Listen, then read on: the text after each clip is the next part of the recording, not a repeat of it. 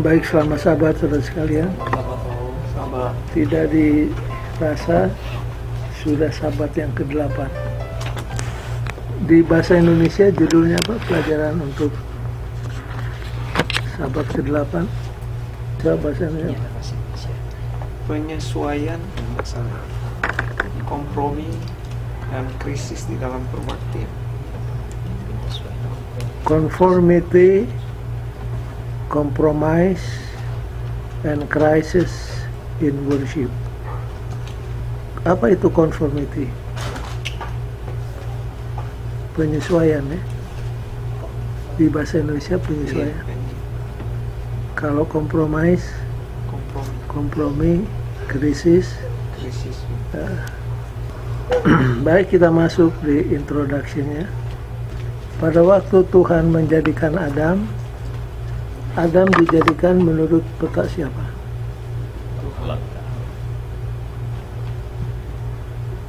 Jadi kalau Adam dijadikan menurut peta Tuhan, artinya apa?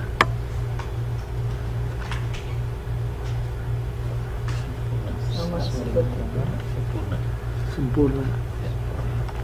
Apakah Adam mempunyai kecenderungan untuk berbuat dosa? Ada. Tidak. Pada waktu dijadikan oleh Tuhan, apakah Adam mempunyai kecenderungan untuk berdosa? Ada. Tidak. Dia ada possibility, ada. Tapi tendensi enggak. Waktu Adam keluar dari tangan Tuhan, diciptakan, dia dalam keadaan sempurna. Tapi bukan tidak mungkin untuk berdosa, kemungkinan ada. Nah, kalau dikatakan tendensi, kecenderungan untuk berdosa, Adam tidak punya. Tidak punya, sama dengan Yesus.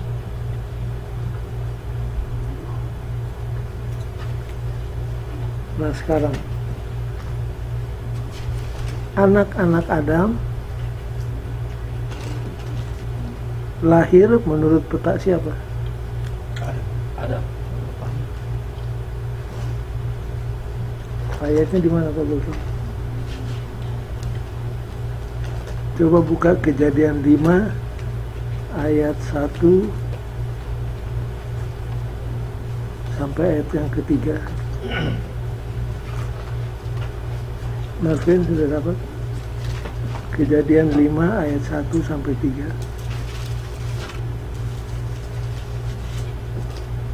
Inilah daftar keturunan Adam. Pada waktu manusia itu diciptakan oleh Allah, dibuatnyalah dia menurut rupa Allah. Siapa? Rupa Allah. Ya siapa? Enggak. Siapa? Manusia itu diciptakan oleh Allah, dibuatnya dia menurut rupa Allah. Jadi manusia maksudnya. Manusianya siapa maksudnya? Adam. Enggak juga. Ini bukan, ini daftar keturunan Adam. Iya betul. Oh iya, Adam mungkin pertama mungkin ya. Coba baca terus. Laki-laki dan perempuan diciptakannya mereka. Ia memberkati mereka dan memberikan nama manusia kepada mereka pada waktu mereka diciptakan. Setelah Adam hidup 130 tahun, ia memperanakan seorang laki-laki menurut rupa dan gambarnya. Menurut rupa dan gambarnya. Rupa siapa? Ada. Jangan lupa. Yesus, Tuhan. Buktinya itu ada. Gambarnya berarti ada. Terus Marvin belum selesai. Ia memperanakan seorang laki-laki menurut rupa dan gambarnya, lalu memberi nama Set kepadanya. Oke. Jadi waktu Set lahir,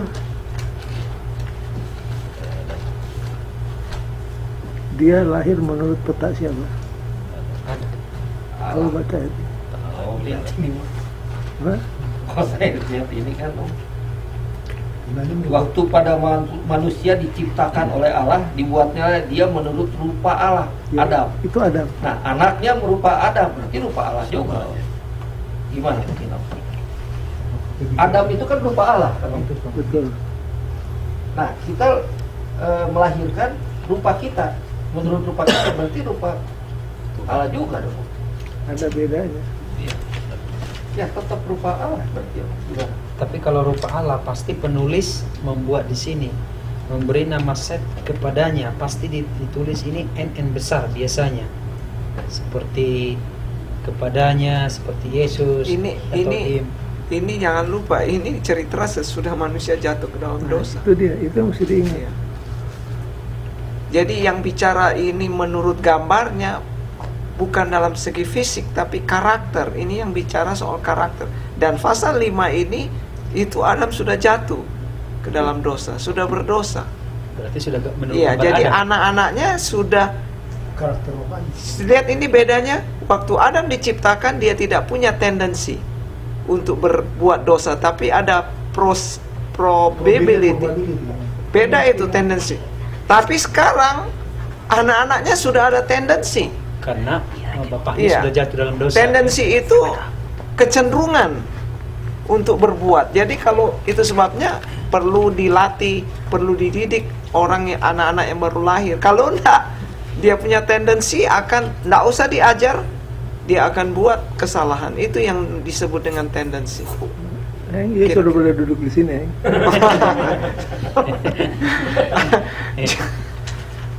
Enggak percuma sudah 10 tahun dia itu. Enggak, next Jadi Friday. saudara, Dia udah 10 tahun. kalau kita simak, Adam diciptakan menurut peta Allah, sempurna, dan tidak ada kecenderungan untuk berbuat dosa, tidak ada. Pada waktu diciptakan. Yes. Tapi kemungkinan untuk berdosa Ada. ada. Itu beda. Nah, kemudian Adam jatuh ke dalam dosa. Waktu Adam jatuh ke dalam dosa, kecenderungan untuk berbuat dosa sekarang apa? Ada. Ada. Nah, kemudian Adam melahirkan anak-anak. anak-anaknya. Waktu anak-anaknya lahir, Alkitab katakan in his own likeness, menurut peta Adam. Artinya dia ada kecenderungan untuk berbuat dosa.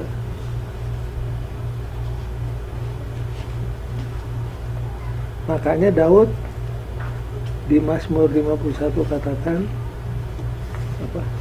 Ingat, aku dikandung dalam dosa. I was born in iniquity. Maksudnya, waktu kita lahir, ada yang kita warisi dari orang tua kita. Apa yang kita warisi? Tendensi. Bukan dosanya yang kita warisi, Tendensi. tapi kecenderungan untuk berbuat dosa. Itu sebabnya kita disebut kita lahir dengan sinful nature. Pertanyaan ini, kalau begitu keadaan Adam dengan Lucifer itu beda? Maksudnya, Kayak Adam kan, untuk kemungkinan dia berdosa itu ada. Ada.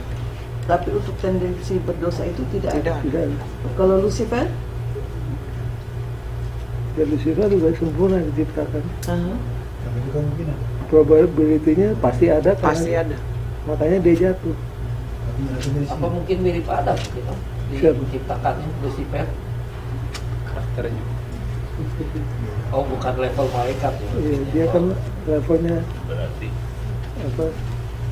Levelnya lebih tinggi dari manusia. Saya baca di dalam buku waktu itu 27 doktrin. 27 dasar doktrin Advent. Itu bedanya Yesus dengan manusia kita. Yesus sama dengan Adam, tidak punya tendensi waktu dia lahir. Tapi possibility, kemungkinan dia berdosa ada.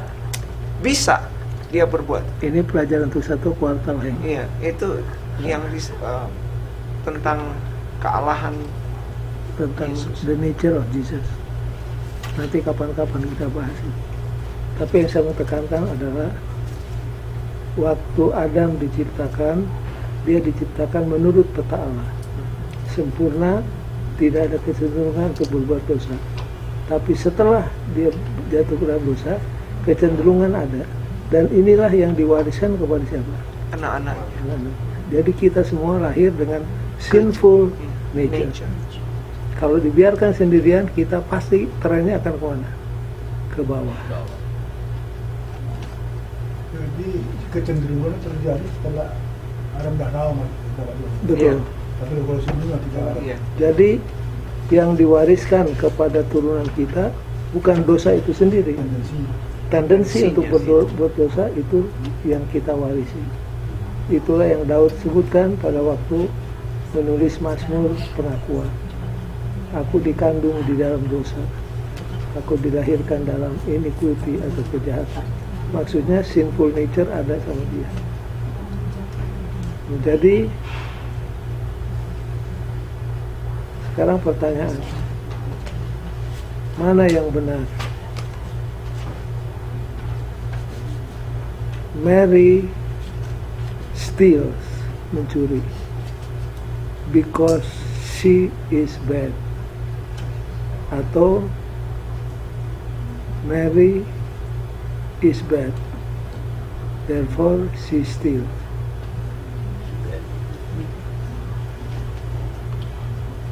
Si Mary mencuri karena dia bad, jahat, ataukah si Mary jahat karena dia mencuri?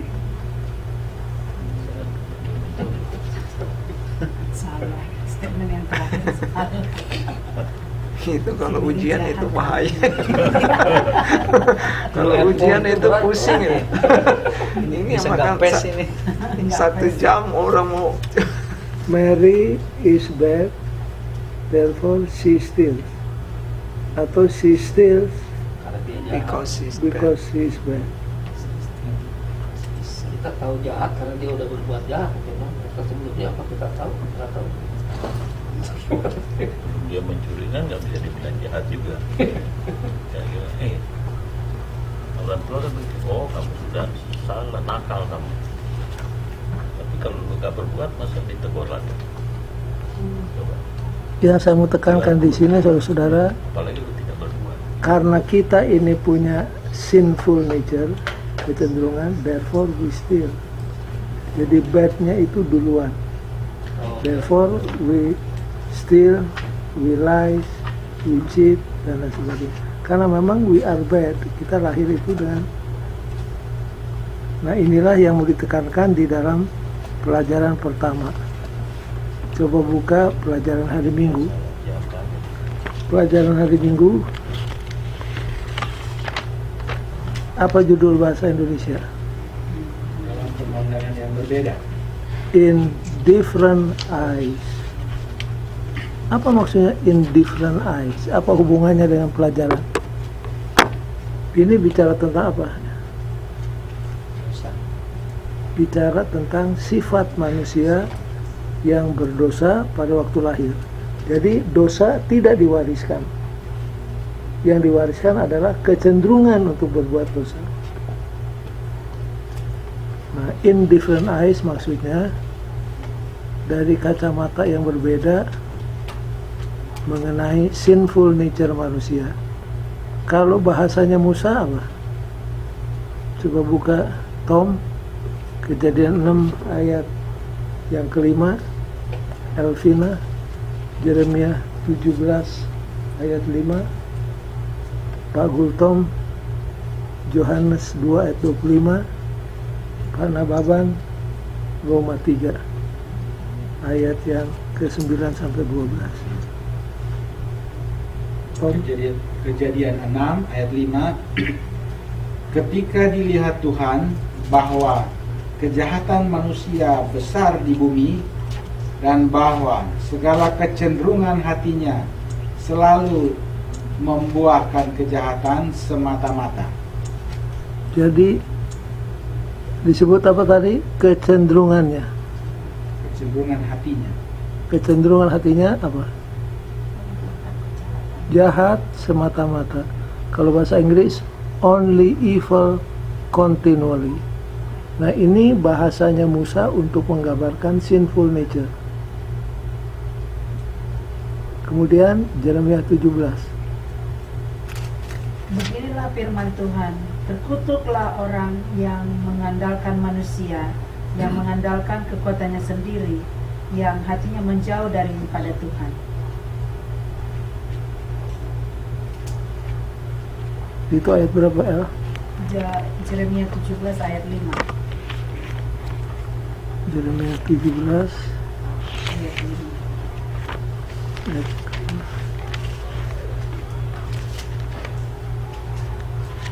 Coba baca ayat yang ke-9. Betapa liciknya hati, lebih licik daripada segala sesuatu. Hatinya sudah membatu, siapakah yang dapat mengetahuinya?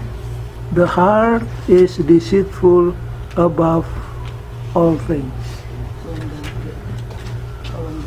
Ayat 9 ya. Hati manusia itu penipu adanya.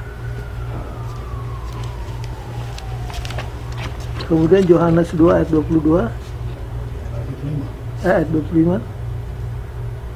Dan karena tidak perlu seorang pun memberi kesaksian kepadanya tentang manusia, sebab ia tahu apa yang ada di dalam hati manusia.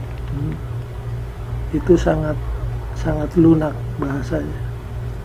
Maksudnya di dalam hati manusia hanya ada apa? Tipu daya dan kejahatan. Roma 3 Pak apa? Roma 3 ayat 9 sampai 12. Jadi bagaimana? Adakah kita mempunyai kelebihan daripada orang lain? Sama sekali tidak. Sebab di atas telah kita tuduh baik orang Yahudi maupun orang Yunani bahwa mereka semua ada di bawah kuasa dosa.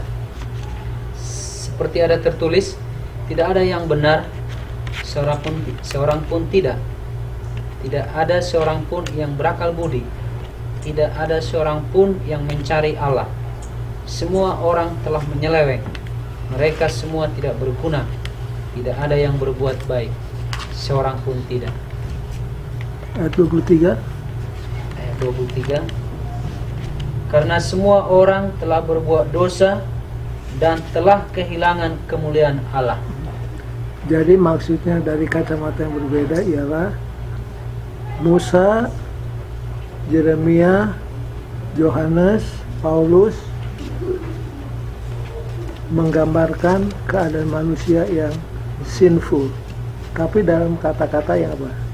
Berbeda. Tapi isinya sama, cuma bahasanya yang berbeda. Bahwa manusia itu waktu lahir dengan sinful nature. Kecenderungan kita selalu menuju kepada apa? Kepada dosa. Jadi basically man is evil. Di dalam diri manusia itu yang ada adalah evil. Kecenderungannya kepada evil. Disinilah bedanya ajaran tentang creation dengan evolution.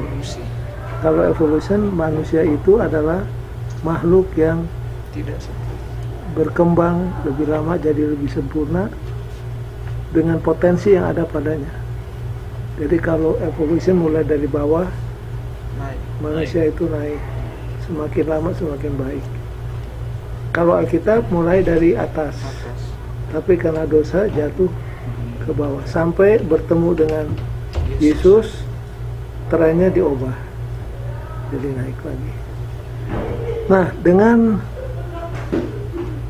konsep ini bahwa man is basically evil, maka muncullah berbagai macam bentuk kejahatan. Yang nomor satu dalam list kita hari Senin berbicara tentang apa? The art and evil of compromise. The art, seni, dan juga the evil of compromise. Kalau saudara ditanya, berikan definisi kompromi. Yang sudah tahu bagaimana definisi dari kompromi? Coba baca paragraf pertama hari Senin, please. Politik telah dikenal sebagai seni berkompromi. Kata seni dalam hal ini sangatlah penting karena berkompromi bisa hampir tidak kelihatan. Nuansa tindakannya sangat berbeda sedikit dengan orang yang melakukannya. Seorang politikus yang baik adalah seorang yang dapat mempengaruhi orang lain untuk mengakui pendapat-pendapatnya, mengkompromikan posisi-posisinya. Bahkan sering mereka tidak menyadari telah melakukannya. Jadi dalam hal ini tidak diragukan lagi bahwa setan adalah seorang politikus yang terbaik di lingkungan kita. Jadi kalau bicara di sini, setan adalah apa? Politikus ulung. Jangan salah, kalau saudara baca kamus Webster, tadinya kata politik itu positif. Politik itu artinya mengelola satu usaha dengan bijaksana. Itu tadinya arti mula-mula daripada politik. Tapi kemudian politik menjadi atau mendapat konotasi yang negatif. Ada orang tanya, boleh berpolitik nggak di gereja? Tergantung. Kalau politik jahat seperti setan, jangan. Tapi kalau politik seperti Yesus, silahkan. Politiknya Yesus yang mana? Kalau kamu ingin jadi besar, harus jadi apa? Pelayan. Itu politiknya Yesus. Waktu dua orang muridnya minta jabatan, Yesus katakan, di negara, di pemerintahan, orang cari jabatan. Di gereja jangan cari jabatan, cari pelayanan. Kalau kamu melayani dalam hal yang kecil, akan dapat tanggung jawab yang lebih besar. Jadi biar jabatan yang mencari kamu. Itu politiknya Yesus. Nah, ini sedikit menyimak tentang kata politik. Nah, kalau kita baca Alkitab, banyak orang yang berkompromi dalam arti mengorbankan kebenaran untuk maksud tertentu. Bisa untuk menyenangkan hati orang banyak, bisa untuk supaya jangan kehilangan jabatan. Coba ingat-ingat di dalam Alkitab contoh kompromi. Biasanya kalau dikasih contoh, kata itu jadi jelas. Kalau cuma keterangan, definisi, kadang-kadang masih kurang jelas. Jadi definisi kompromi adalah mengorbankan prinsip kebenaran untuk maksud tertentu. Bisa untuk menyenangkan hati orang banyak, bisa karena takut kehilangan jabatan, dan lain sebagainya. Baik, Harun. Kompromi. Dia kompromi. Diri Yesus juga. Sebenarnya dia tidak boleh izinkan, kalau perlu dia mati. Tapi ini karena pressure dari orang banyak, akhirnya dia apa? Itu contoh kompromi. Pilatus tahu Yesus itu tidak bersalah. 3 kali dia berteriak, saya tidak dapati kesalahan. Tapi waktu orang katakan, hati-hati kami akan appeal sama Kaisar, dia takut kehilangan apa? Jabatan. Makanya dia serahkan Yesus, lalu dia cuci tangan. Siapa lagi? Dalam pelajaran kita di sini disebut tentang Salomo.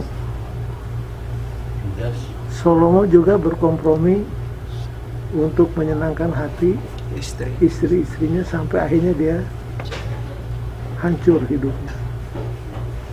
Untung sempat bertobat. Dan kalau Salomo memang impactnya, dampaknya terhadap kebaktian sangat terasa. Kenapa? Karena dia bangun Ka'bah yang megah. di Bukit Moria. Untuk menyenangkan hati istri-istrinya yang kafir, dia bangun apa? Kuil berhadapan. Bayangkan, raja yang begitu hebat, yang bijak, akhirnya berkompromi untuk menyenangkan siapa? Istri-istrinya.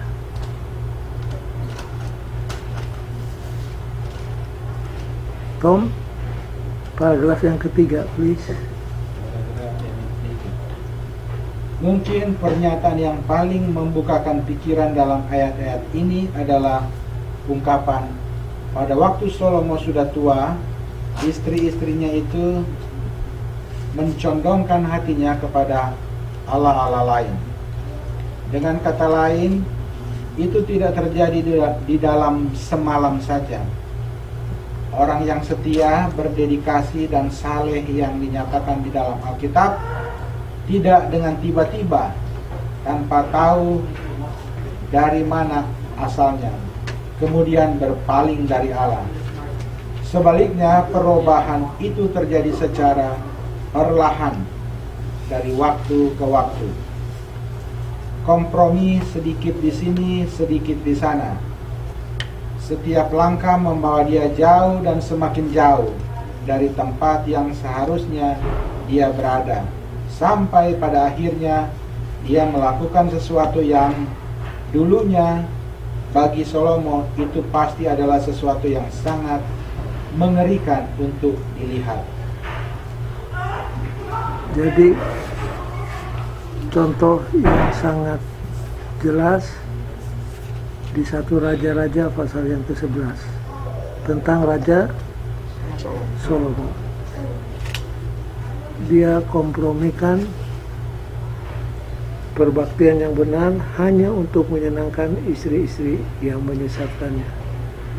Baik sebaliknya, di Alkitab banyak juga orang-orang yang tidak mau kompromi. Siapa? Yang paling klasik yang mana? Ayub. Daniel. Teman-temannya siapa? Tiga itu. Sadrak, Mesak, Abednego. Saya dengar Nebukadnezar katakan, kamu tidak mau menyembah patung ini. Saya kasih kesempatan yang kedua. Musik akan ditabuh sekali lagi. Lalu apa yang mereka katakan? Nggak usah. Tidak usah. Itu hebat itu. Tidak usah.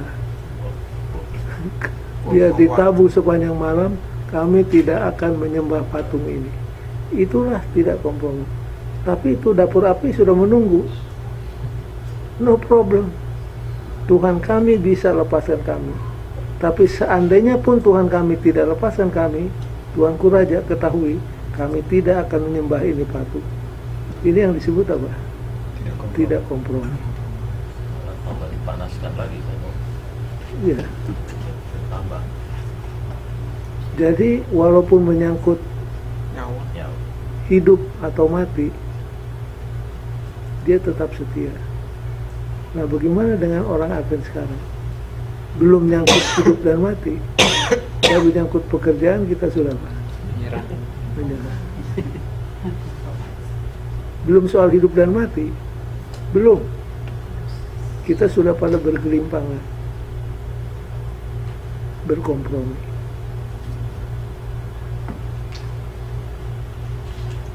The greatest one of the world is the one of man.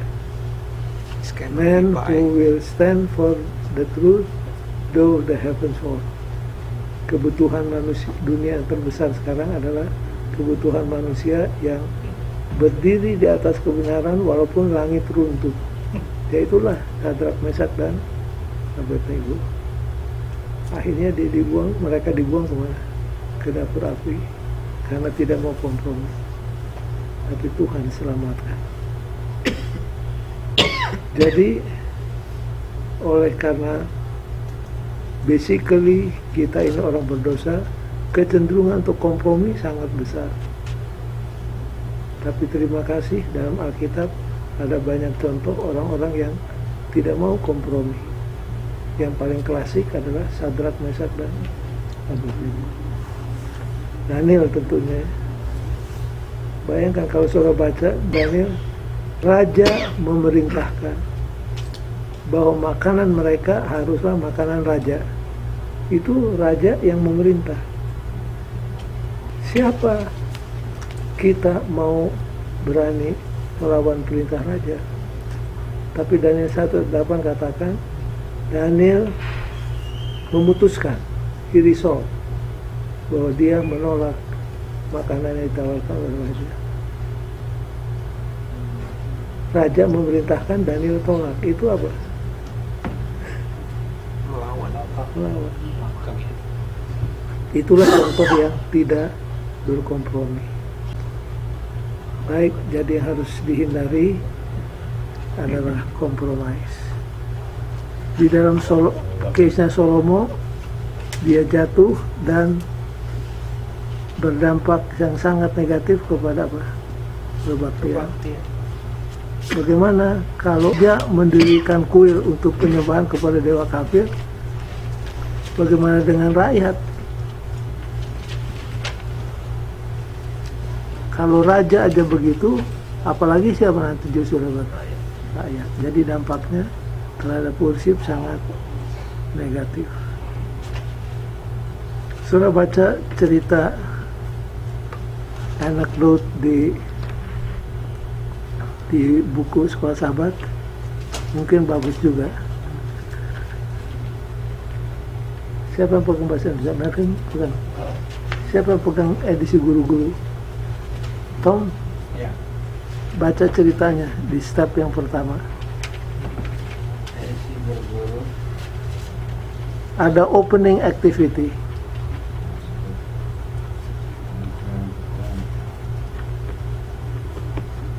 Dapat Tom?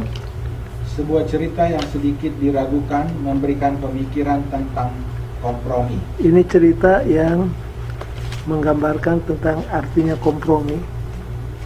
Coba baca Tom. Saat cerita ini diceritakan, satu keluarga di New York membeli sebidang ladang pertanian di luar wilayah barat dengan tujuan untuk beternak.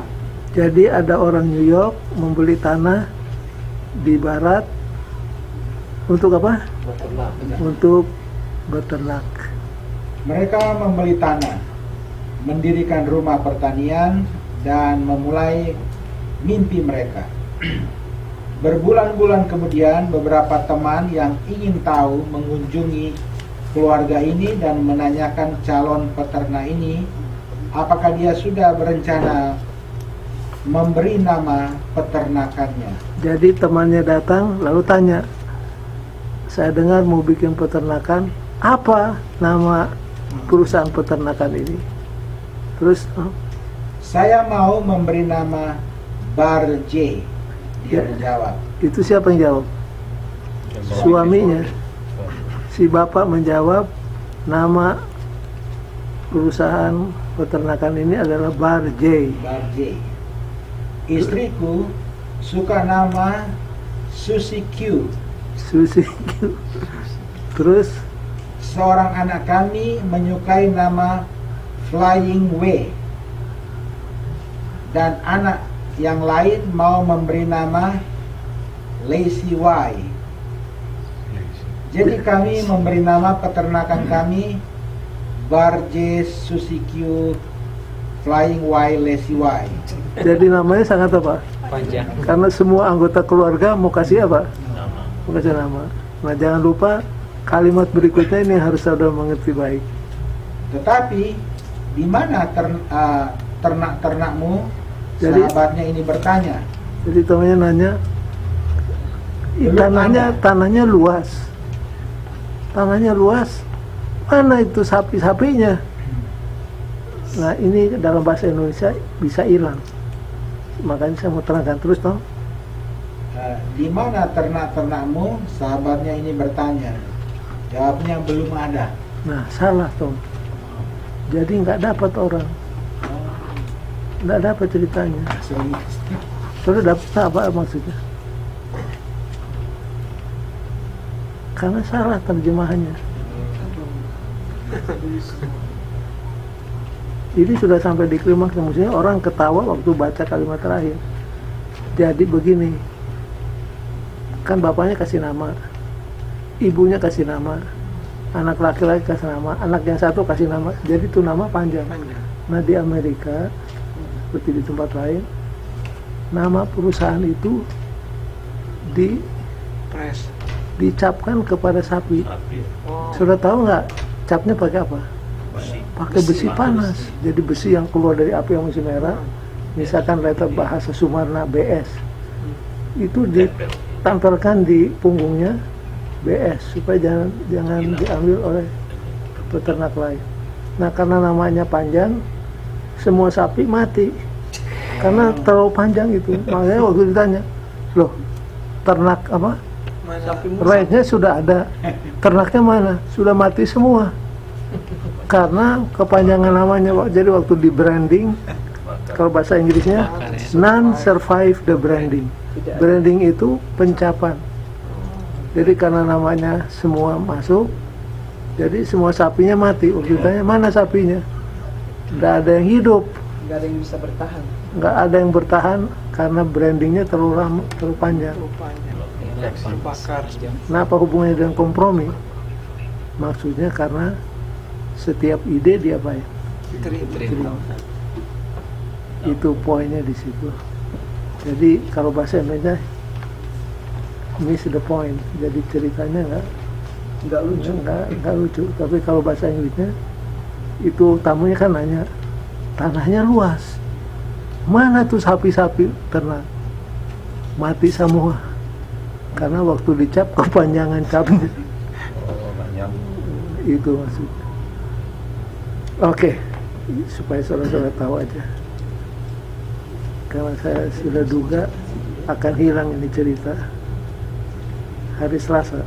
Jadi bahaya yang pertama kepada perbaktian adalah apa? Kompromi. Jangan kompromikan kebenaran, baik untuk menyenangkan siapa saja atau untuk menjaga nama baik kita.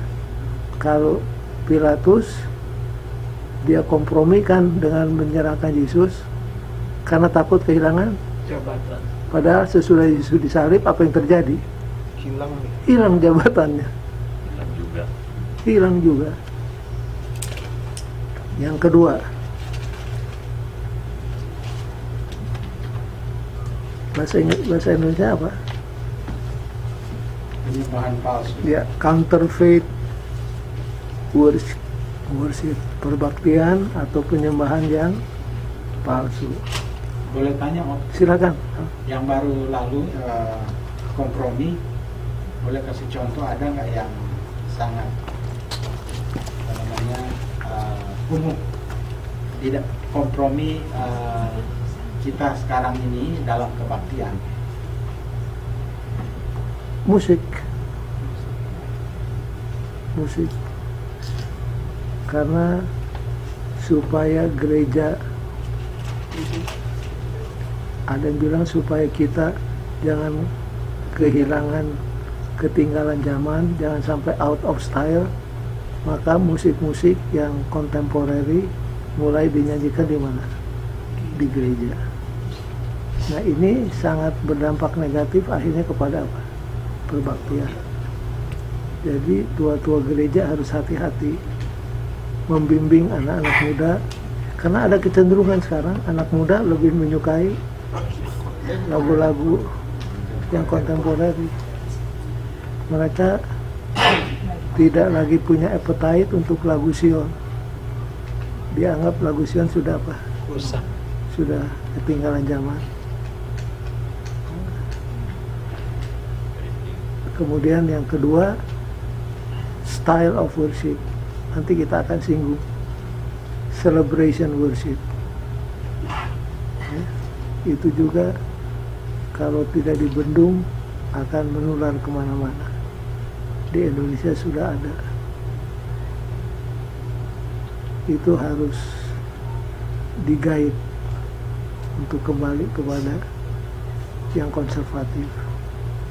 Jadi kalau sudah disuruh pilih, kalaupun kita berbuat salah, apakah miring kepada modern atau miring kepada konservatif?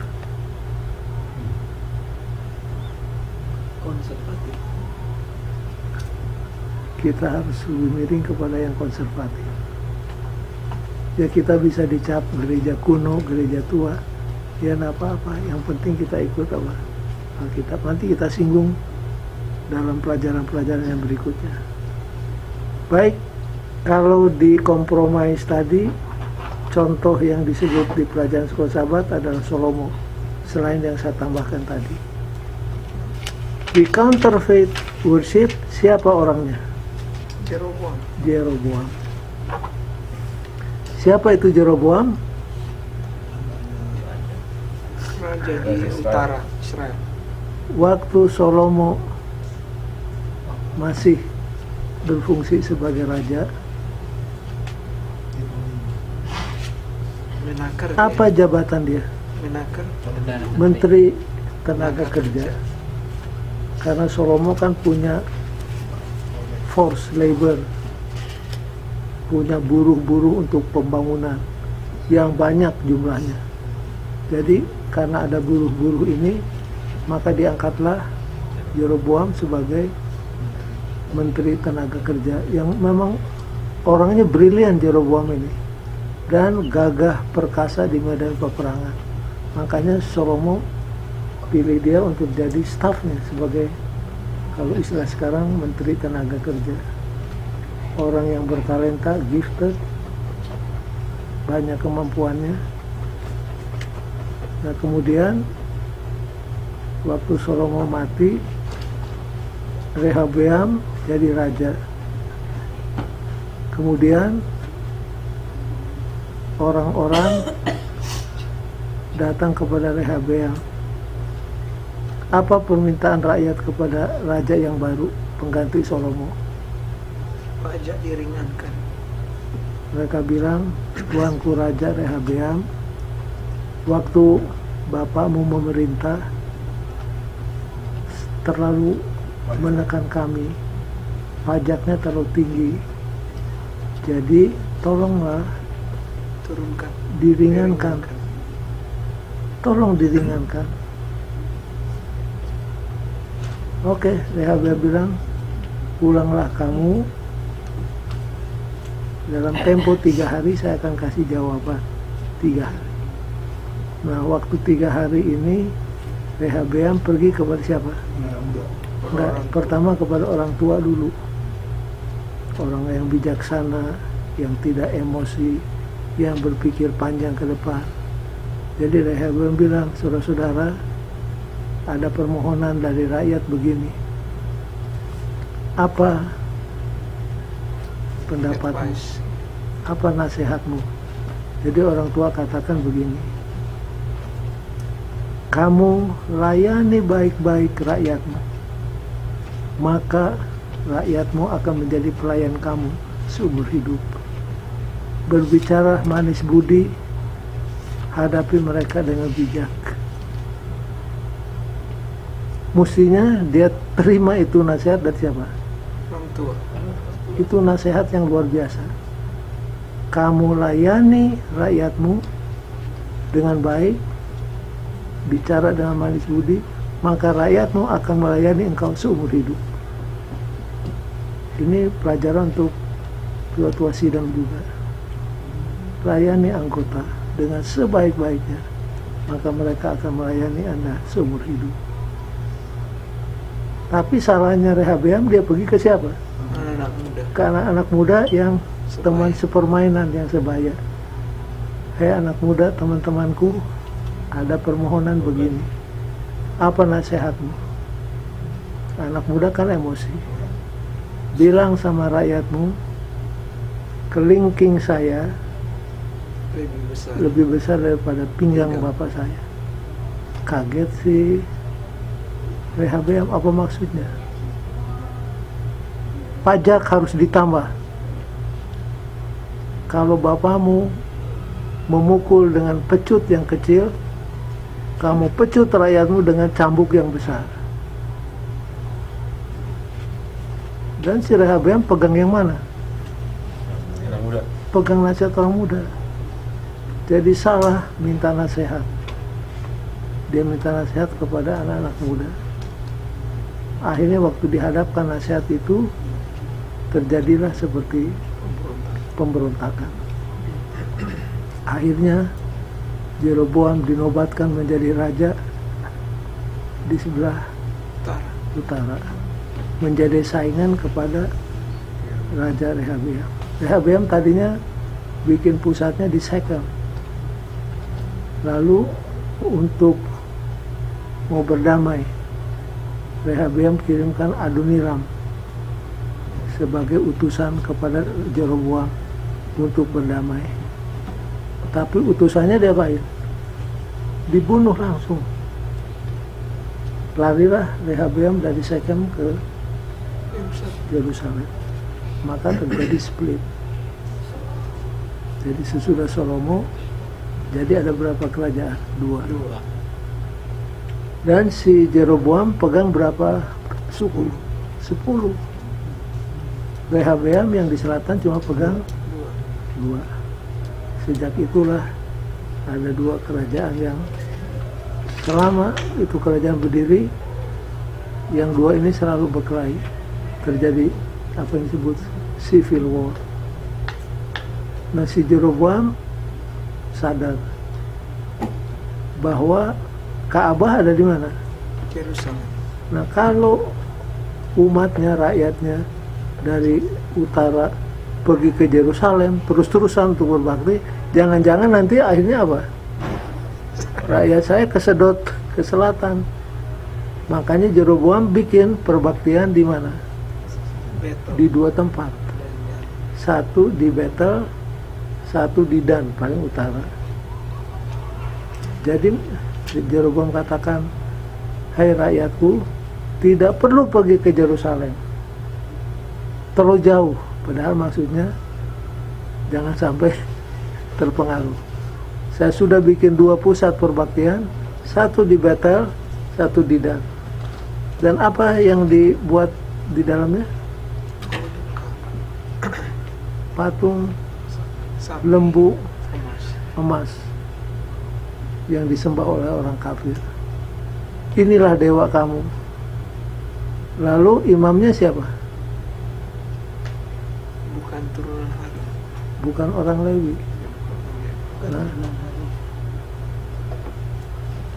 jadi akhirnya rakyat biasa pun diangkat jadi apa? Termasuk siapa? Dirinya jadi imam. Inilah yang disebut counterfeit worship. Tom, paragraf ketiga, hari Selasa. Perhatikan cara Yeroboam menciptakan agama yang palsu yang dengan cepat memisahkan bangsa Israel dari penyembahan mereka kepada Allah yang benar di Yerusalem. Perhatikan bagaimana jenis penyembahan yang baru ini menirukan penyembahan kepada Allah yang benar. Menirukan, menyerupai ya, ganti menirukan, menyerupai, resemble. Dan pada saat yang sama sangat bertentangan dengan nasihat Yahweh. Inilah persamaannya dan perbedaannya. 1. Mempersembahkan korban dan mengurapi imam-imam yang bukan dari suku Lewi. Jadi imamnya dari segala macam suku. Kedua, membuat anak lembu dari emas untuk disembah. Ketiga, menjadikan Betel sebagai tempat untuk penyembahan. Keempat, menjadikan Dan sebagai tempat untuk penyembahan. Kelima, melembagakan hari raya saingan dengan hari raya di bait suci. Dan keenam, membangun kuil-kuil di atas bukit-bukit pengorbanan. Uang palsu tidak dapat menipu kecuali dia terlihat sama benar dengan yang asli. Jadi, Yerobeam tahu bahwa penyembahan palsunya harus memiliki banyak elemen yang sama seperti yang dilakukan oleh orang-orang yang sudah terbiasa dengan hal itu. Walaupun dia dengan cepat menyatakan dengan menunjuk kepada lembu emas, "Hai Israel, inilah Allahmu yang telah menuntun engkau keluar dari tanah Mesir." Jadi begitu jauh kemurtatan daripada siapa? Jeroboam. Kebetulan bacaan tahunan saya di Raja-Raja hari ini. Jadi saya baca tentang Jeroboam. Apa Tuhan katakan tentang Jeroboam?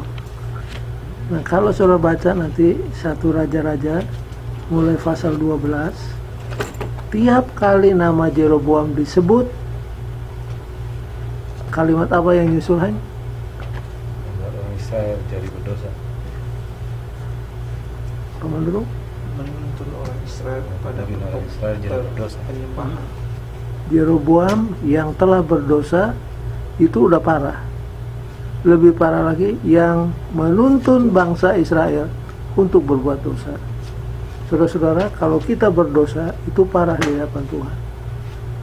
Tapi kalau kita nuntun orang lain untuk berbuat dosa lebih parah lagi. Nah, tiap kali Jeroboam disebut, suruh baca nanti ya.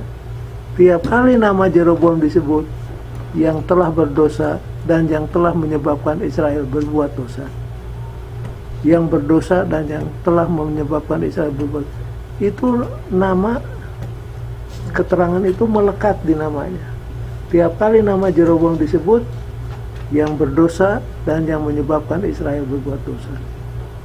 Pelajarannya adalah, saudara-saudara, satu, jangan berbuat dosa, apalagi membuat orang lain untuk apa? Berbuat dosa.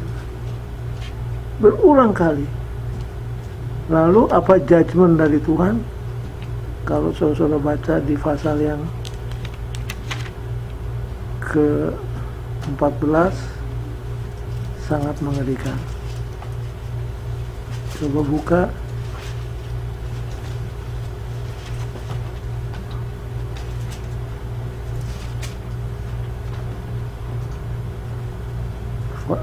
satu Raja-Raja 13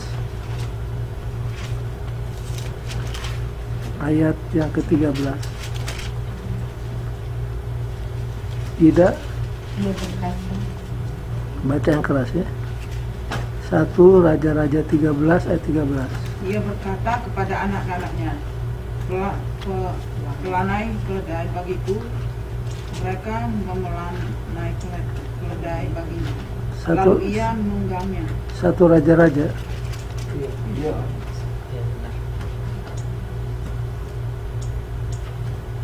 Nah, salah saya. 13 ayat 33.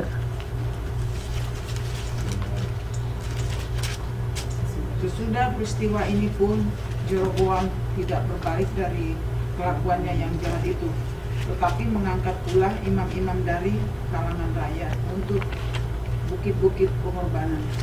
Siapa yang mau saja ditahbiskannya menjadi imam untuk bukit-bukit pengorbanan. Dan tindakan itu menjadi dosa bagi keluarga Jeroboam, sehingga mereka dilenyapkan dan dipunahkan dari muka bumi. Di ayat 33, sesudah peristiwa ini Jeroboam tidak berbalik daripada kelakuannya yang jahat. Sesudah peristiwa ini, peristiwa apa?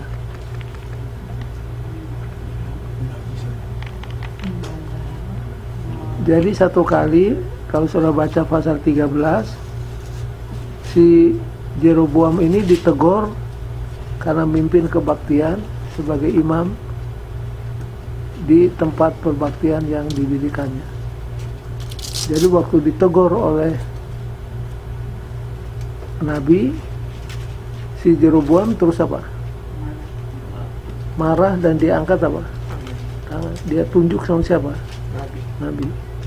Waktu ditunjuk sama Nabi, tuh tangan bagaimana? Tidak bisa kembali. Tidak bisa kembali. hati-hati jangan tunjuk tangan sama Nabi. Dia tunjuk begini, tuh tangan nggak bisa kembali begini terus. Akhirnya dia berteriak. Apa teriakannya? Minta didoakan. Kalau kita di tempat Nabi, kita biar sampai mati. Tapi Nabi apa? Berdoa. Sudah berdoa tuh tangan turun lagi jadi normal. Tetapi sesudah peristiwa itu Tidak mau bertobat. tetap tidak mau bertobat.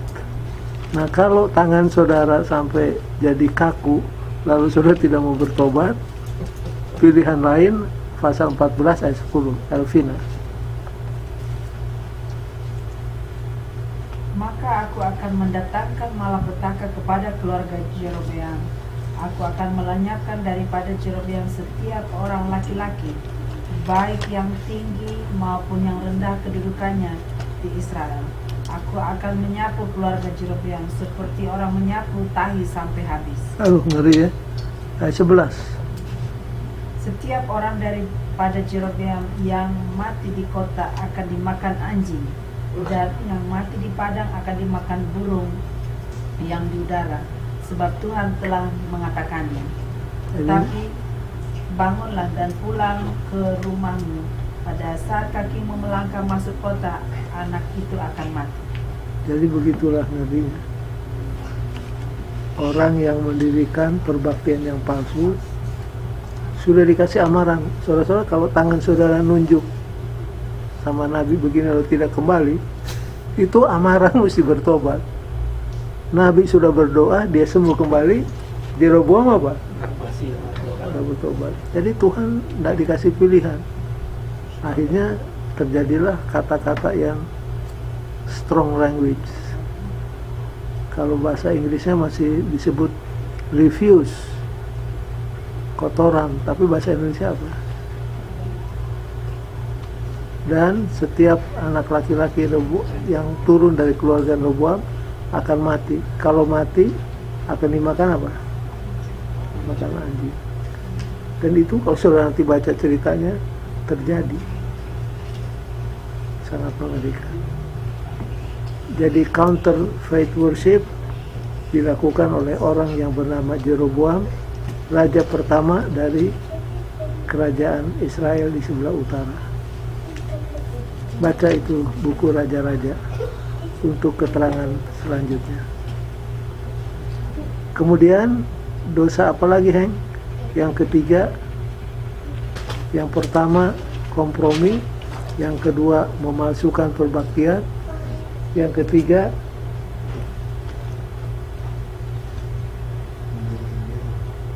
ini dia, overly emotional worship. Overly emotional. Saya pernah diajak untuk mengunjungi perbaktian sebuah gereja.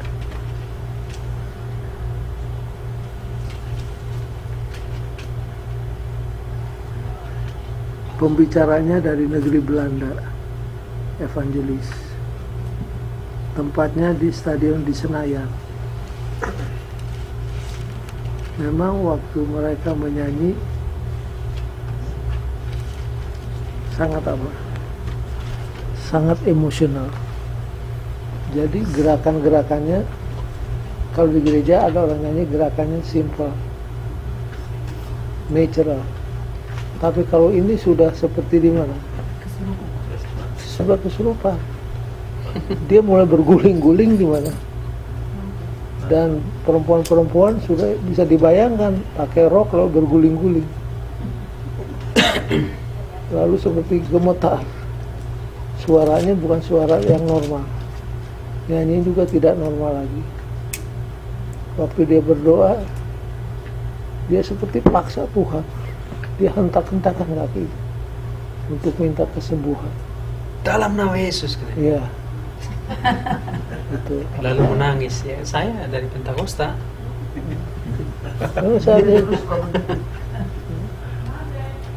Jadi inilah salah satu penyimpangan daripada perbaktian yang benar.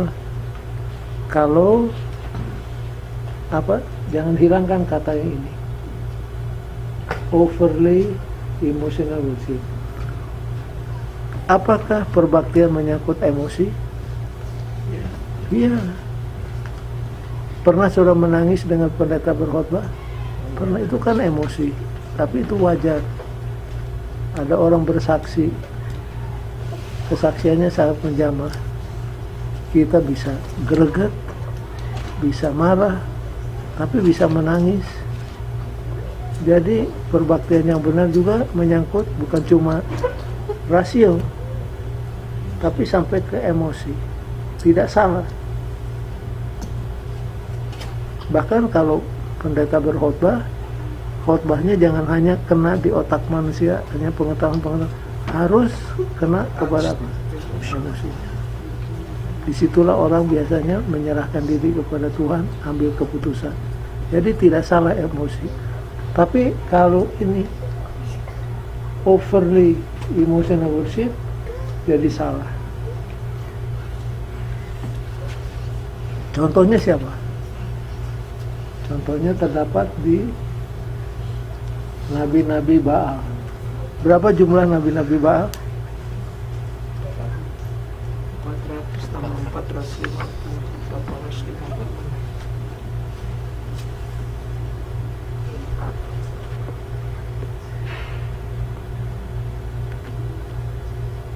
Itu pelajaran hari Rabu. 450 itu dewa-dewa Baal. Yang dewa-dewa Asyarotnya berapa? 400. Jadi jumlahnya berapa semua? 850. Kalau 850 semuanya nabi, banyak atau enggak tuh? Banyak. Sama dengan jumlah anggota Lomalinda. Tidak muat. Nggak muat ya? Harus gereja yang baru itu sekarang baru muat. 850. Kalau sudah tahu kan ceritanya, satu raja-raja pasal 18. Jadi dipotong lembu sebagai korban bakaran. Lalu Elia katakan, oke, kamu duluan. Tunjukkan bahwa ilahmu itu benar-benar berkuasa. Lalu mereka mulai apa? Menari. Berteriak-teriak dari pagi sampai siang. Akhirnya Elia katakan apa? Lebih kuat. Jangan-jangan dewamu sedang apa? Sedang tidur. Perlu apa? Lebih keras. Sudah buka satu Raja-Raja 18.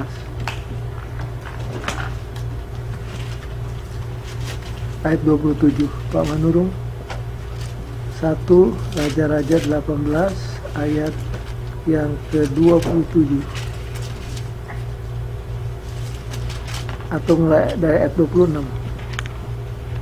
Mereka mengambil lembu yang diberikan kepada mereka, mengolahnya dan memanggil nama Baal dari pagi sampai tengah hari. Katanya, "Ya Baal, jawablah kami." Tapi tidak ada suara, tidak ada yang menjawab. Sementara itu mereka berjingkat-jingkat di sekeliling mezbah yang dibuat mereka itu. Pada waktu tengah hari, Elia mulai mengejek mereka, katanya, "Panggillah lebih keras, bukankah ia Allah? Mungkin ia merenung, mungkin ada urusannya, mungkin ia bepergian, barangkali ia tidur dan belum terjaga." Maka mereka memanggil lebih keras, serta menoreh-noreh dirinya dengan pedang dan tombak, seperti kebiasaan mereka, sehingga darah bercucuran dari tubuh mereka. Sesudah lewat tengah hari, mereka kerasukan sampai waktu mempersembahkan korban petang. Tetapi tidak ada suara, tidak ada yang menjawab, tidak ada tanda perhatian. Kata Elia kepada seluruh rakyat itu, datanglah dekat kepadaku. Maka dekatlah seluruh rakyat itu kepadanya. Lalu ia memperbaiki mezbah Tuhan yang telah diruntuhkan itu. Oke, jadi kalau sudah perhatikan perbaktian kepada Baal bagaimana? Ini dia. Overly emosional. Tidak salah perbaktian menyangkut emosi, tapi jangan melulu apa? Emosi. Karena ada kumpulan-kumpulan yang Alkitab tidak dibaca. Yang ditunjukkan adalah apa? Teriakan-teriakan, lompatan-lompatan, tepuk tangan, tangisan, persis seperti yang di atas bukit Karmel. Emotional, a lot of hype, dan akhirnya menjurus ke apa?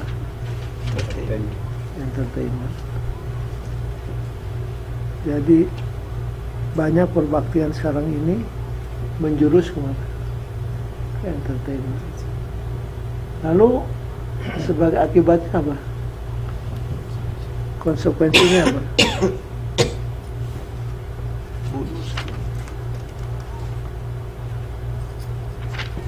Tom, teruskan Tom.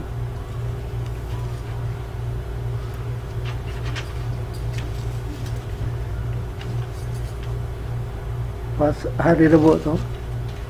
Paragraf Ketiga.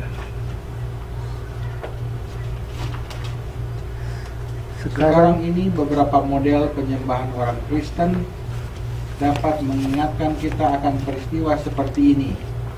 Penuh dengan emosi, penuh dengan semangat, penuh dengan keributan. Nah, itu dia emosi, semangat dan apa? Keributan. Dan terus Tom. Walaupun kita ingin menghindari pelayanan penyembahan yang terkesan mengingatkan orang-orang akan suasana penguburan, kita juga tidak ingin pelayanan penyembahan yang mengingatkan mereka kepada imam-imam Baal di dalam peristiwa di Gunung Karmel. Beberapa orang nampaknya berpikir, jika lebih banyak bunyi-bunyian yang mereka buat, maka lebih keraslah musiknya. Dan jika emosi kegembiraan lebih dibangkitkan, maka pelayanan penyembahan akan lebih baik. Namun itu bukanlah penyembahan yang dimaksud. Terus mungkin salah satu pelajaran penting dari kisah ini adalah bahwa semua penyembahan harus berfokus pada Allah yang benar, kepada Pencipta. Penyembahan yang benar harus dilandaskan pada firman Allah, mengarahkan para penyembah kepada Tuhan dan tindakannya sepanjang sejarah. jadi perbaktian kita harus berfokus kepada Tuhan yang benar dan harus berdasarkan kepada firman Tuhan. Kalau nabi-nabi Baal ini yang terdengar hanya apa? Teriakan-teriakan, lompatan-lompatan. Tapi api tidak turun. Sebaliknya Elia, baca terus Tom. Bertolak belakang dengan semua kegaduhan para imam Baal, Elia memanjatkan sebuah doa yang sederhana. Doanya sangat apa? Sederhana. Simple. Dengarkan doanya. Jawablah aku ya Tuhan, jawablah aku, supaya bangsa ini mengetahui bahwa Engkaulah Allah. Ini bukanlah pertunjukan Elia. Ini adalah mengenai penyembahan kepada Allah yang benar, berbeda dengan semua penyembahan yang salah. Jadi kalau Elia punya doa sangat simple. Apa akhirnya yang membedakan? Yang membedakan adalah api. Jangan lupa saudara, api itu turun dari langit lalu membakar korban bakaran. Artinya apa? Kehadiran Yesus Kristus. Artinya Tuhan berkenan dan merestui perbaktian yang dipimpin oleh Elia. biar kita berteriak-teriak, musik ditabuh, kalau tidak ada api semuanya percuma. Jadi yang membedakan adalah api yang datang dari Tuhan, tanda bahwa Tuhan merestui menerima perbaktian itu. Jadi emosi perlu, tapi jangan menjadi berlebihan. Yang terakhir,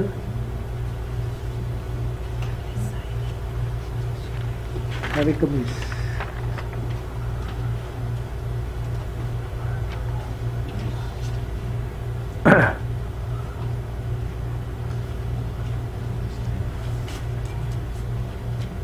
Yang pertama compromise, yang kedua counterfeit, yang ketiga overly emotional, yang keempat adalah itu undecided atau vacillating. Apa teguran daripada Elia kepada bangsa Israel yang hadir waktu itu? Sampai berapa lama lagi kamu apa?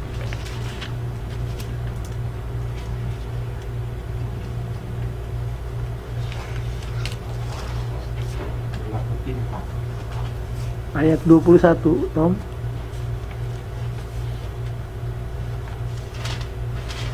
Pasal 18 ayat 21.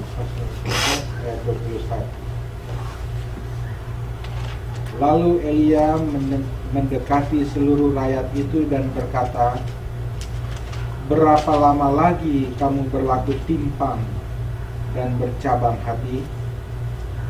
Kalau Tuhan itu Allah, ikutlah Dia. Dan kalau Baal, ikutlah dia. Tetapi rakyat itu tidak menjawabnya sepatah kata pun. Jadi kata bahasa Inggrisnya falter. Falter itu hari ini ke kanan, besok mikir mau ke kiri, lusa ke kanan lagi, hari berikutnya ke kiri lagi. Jadi itu namanya apa? Faltering atau vacillating, undecided. Inilah keadaan orang Israel di zaman siapa? Elia. Jadi undecided.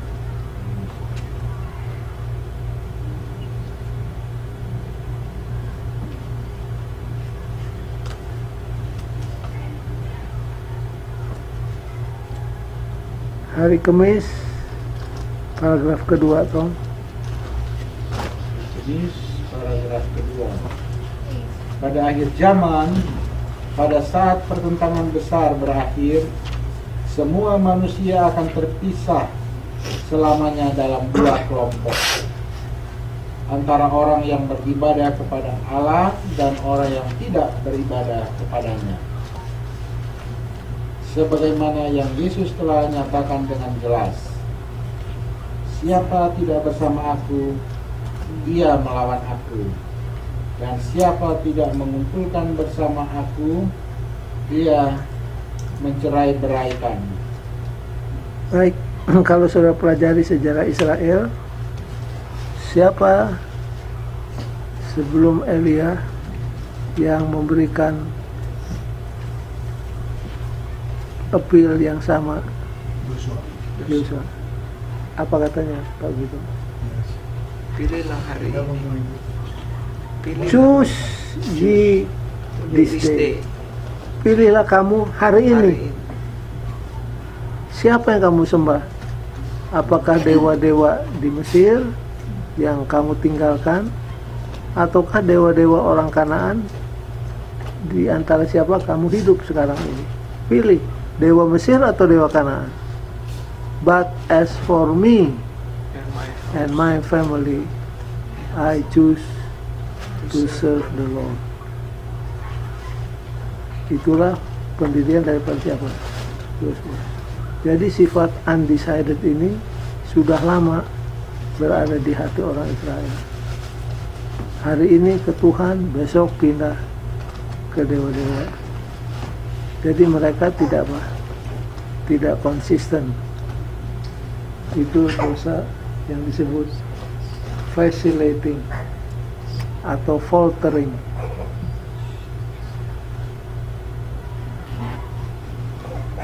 Kemudian poin yang terakhir yang ingin saya berikan adalah tentang apa yang dimaksud dengan pekabaran Elia.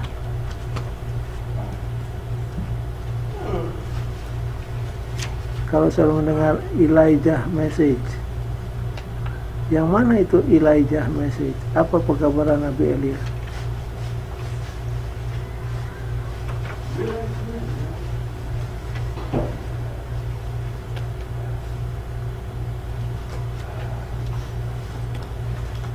Tom, paragraf terakhir, hari Kamis. Paragraf terakhir. Seperti Yohanes Pembaptis yang Yesus rujuk sebagai Elia, memiliki pekabaran tentang reformasi, pertobatan, dan penurutan. Nah, garis bawahi pekabaran yang membawa reformasi, pertobatan, dan apa? Penurutan. Maleaki membuatnya lebih jelas dalam Maleaki 4 ayat 1 dan 5 bahwa Elia akan datang kembali sebelum dosa dan kejahatan berakhir. Buku Wahyu menyatakan pekabaran amaran kepada generasi terakhir, panggilan untuk menurut, dan panggilan untuk menyembah Allah Pencipta. Sebagaimana pengalaman Elia di Gunung Karmel, secara dramatis orang-orang harus membuat keputusan yang sangat penting dalam kehidupan mereka. Pilihan yang penuh dengan konsekuensi yang kekal. Kabar baiknya adalah bahwa sebelum peristiwa akhir ini diungkapkan, kita dapat membuat pilihan-pilihan setiap hari untuk lebih mempersiapkan kita berada di pihak Allah pada saat pertarungan puncak antara yang baik dan yang jahat terjadi di antara bangsa-bangsa. Jadi kepada kita diajak supaya kita memilih siapa yang akan kita sembah, siapa yang kita akan layani. Itu appealnya. Baik, in conclusion,